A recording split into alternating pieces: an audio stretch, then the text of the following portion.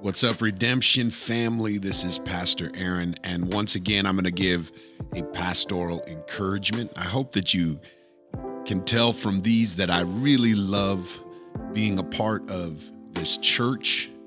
I love this family. I love what God is doing, and I want to do what I can to encourage you. Many people right now are feeling much discouragement about what's happening across our nation. And believe me, I feel that also. I know what it is to look at our nation and understand, man, this thing seems to be falling apart. And we're hoping that the church, the evangelical church, whatever that means in our world, we're like, man, why are they not doing something? Why are they not interacting? Why aren't they saying something? And even when we use the word like they, we're disqualifying ourselves, like we're not a part of the they. And maybe you're not, and maybe I'm not. I don't even know what that means sometimes, but we can get discouraged because we're looking at big national, maybe global news. I think the Spirit of God is moving, but the reason why we're getting discouraged is because we're looking at the national scene where we see worldly systems and structures, and we're wanting him to move in places of power rather than seeing that he's moving in humble places. That sounds like the kingdom. That sounds like where God goes, to the humble places. The other thing I want you to think about is we want him to move loudly. We want him to scream loudly at us so we don't miss it. But we often miss it even when he's screaming loudly. But what if he wants to whisper to us? That's going to have to cause us to get away from the noise. There's some things he wants to whisper. We would rather him come as a king or kind of in a position of privilege so he could make rules and laws and set things in order, but he comes as a baby.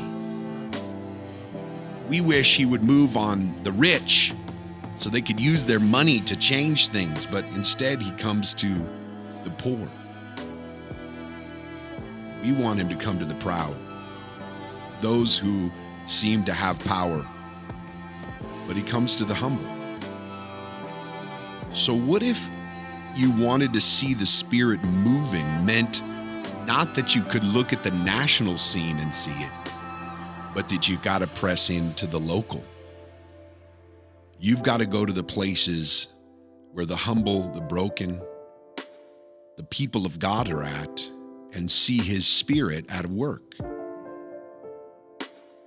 And I can see that in us. I can see it in us. You could talk about the Big C church and kind of go, yeah, but the church globally is not having a move of the Spirit. And you could talk about them out there. But my question is, are you pressing in to the local places, the quiet places, the humble places, and see where the Spirit is at work? And if you're saying, no, I don't see it, I can't find it in the church, I'm telling you, I can. I can see the Spirit of God working, and you're saying, well, I don't see it, and I go to the same church as you do. Maybe you're not looking in the right places. Maybe you're not slowing down enough or looking where the Spirit is at and wanting to be present there. I think sometimes we can get caught up in the battles of this world, trying to fight them in the same way everybody else is. Who can have the most power, the most wealth, the most privilege, who can control everything? And I think this invitation for us is, where's the Spirit at work? How can I humble myself and go join in with his work? The Spirit is moving. And I want to affirm that in you because I've seen him working in us.